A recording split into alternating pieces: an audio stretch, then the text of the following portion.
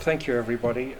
Yes, I'd also like to pay my respects to the Ngunnawal and Ngambri people, whose existence growing up in Canberra as a child I was totally unaware of, it has to be said.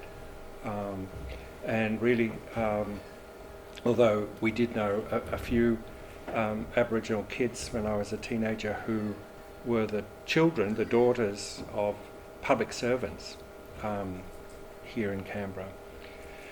So I can't follow that act with a song, although I had a vivid memory while you were singing that my mother used to write advertising copy for 2CA radio. Oh, brilliant. And she used to have to fit the concept into 15 seconds or 30 seconds, depending how much was spent. And we used to sometimes have to do things like provide jungle noises for an advertisement. But so thank you for the song.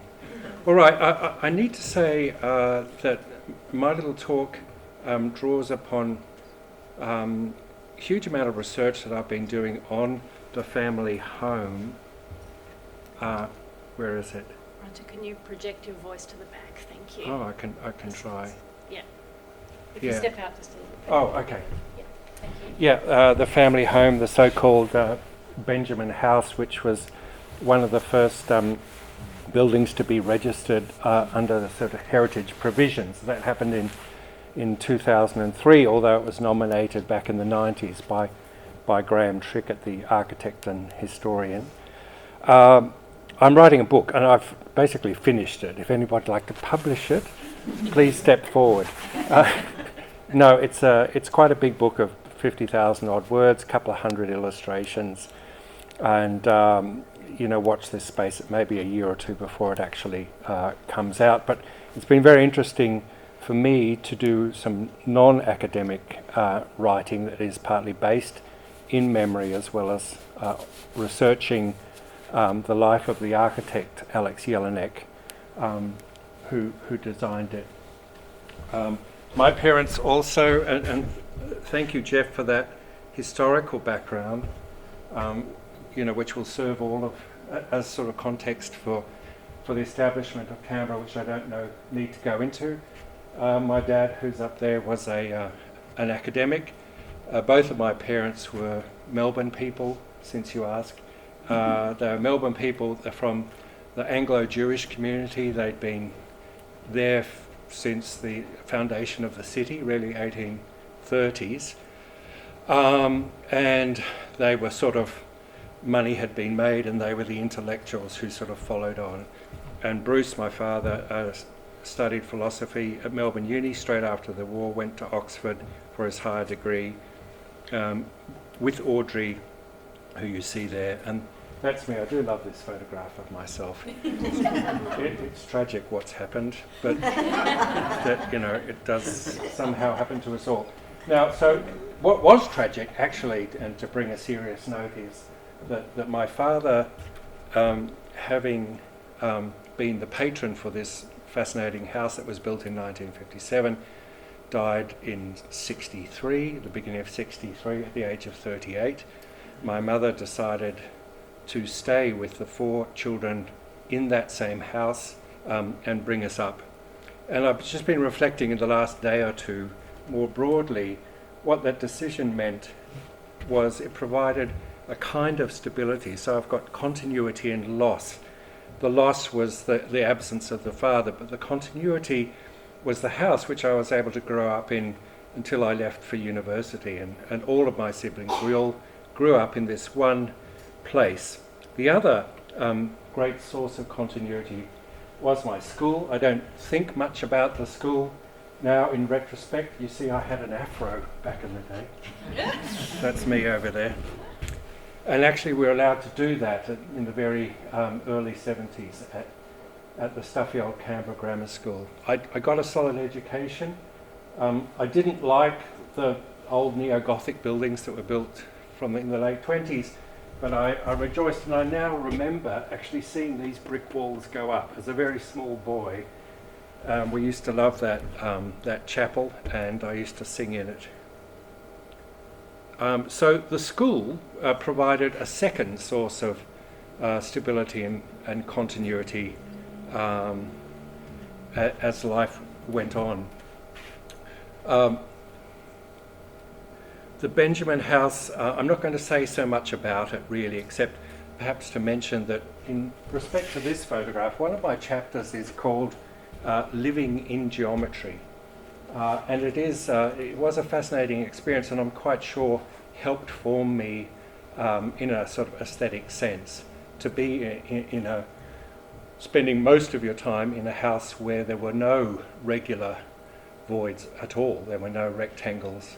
There were curves. There were strange, unexpected spaces, and it was delightful. My father was a car nut, and in this car he held the record for driving between Melbourne and Canberra, something over 6 hours, which is terrifying given that the roads weren't even sealed back then. It is interesting to think about how motor vehicles parked next to high modernist buildings, give the lie to the sense that confuses our sense of temporality, really.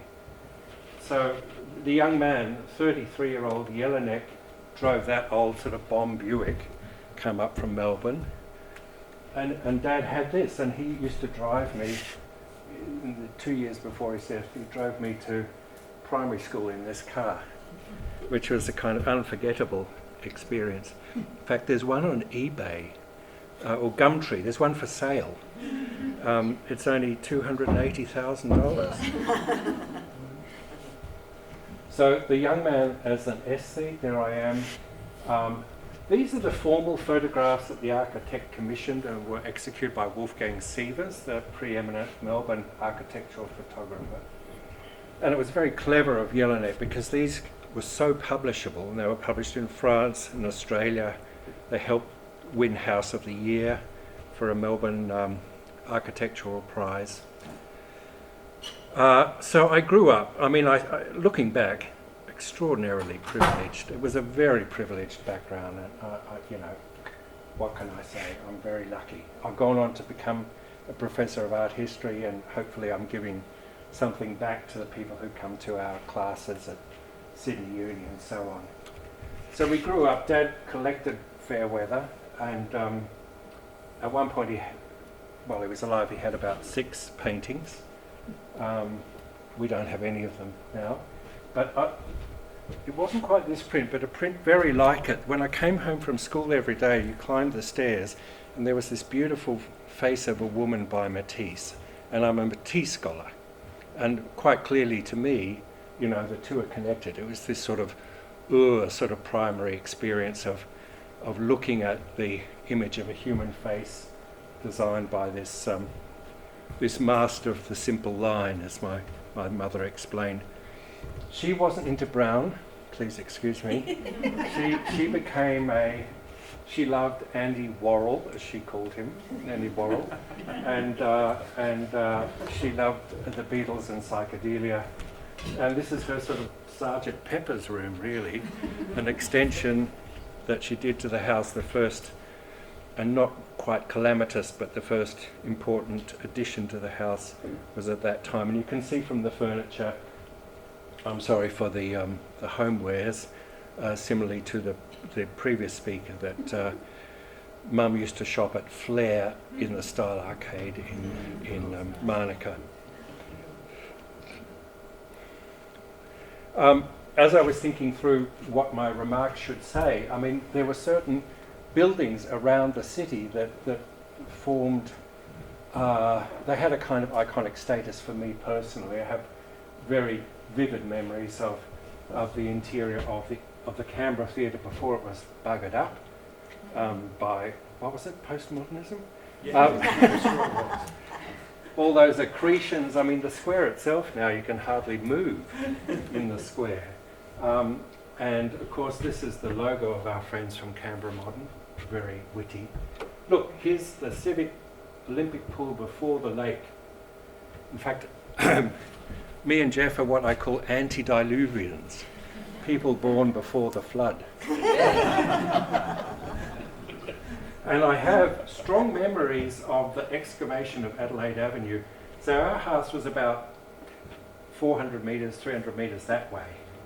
And it was so exciting, very, very noisy, that I used to get Mum to take me in the car to watch the huge machines go up and down. It's the big scrapers and bulldozers and stuff.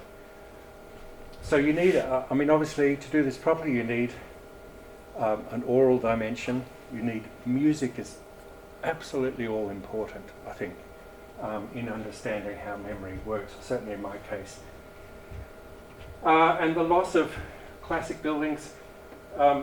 The Hotel Civic was a famous building, and it disappeared, and the first of the ugly high modern sky rises went in here, and I think since then that's been changed, has it not?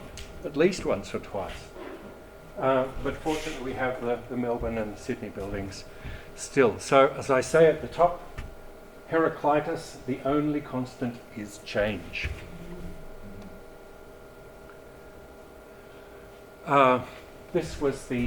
That's the space that was filled in by my mother in '68 to make room for this kind of activity. Oh, okay.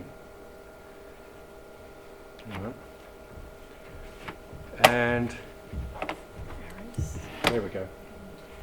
So I go into this at length in the book, but I'm not going to say much about it at all. But the house was changed. It left my family's hands in '82. Mum sold it. It was owned by two families through the '80s and then the '90s, and changed in very many ways. And then an opportunity came up at the very end of 1999 to buy the house back, which I did, and myself and my then wife and little kids, we lived there for 3 years before going to Sydney. Then we rented it for a while. Then we had to sell it ultimately. But this is how it looks now. Good for the next century. That's the name of my last chapter. It's been beautifully fixed up, and I'm a passionate advocate for high modernist architecture, and what good it can do to your soul. And that's it. Thank you.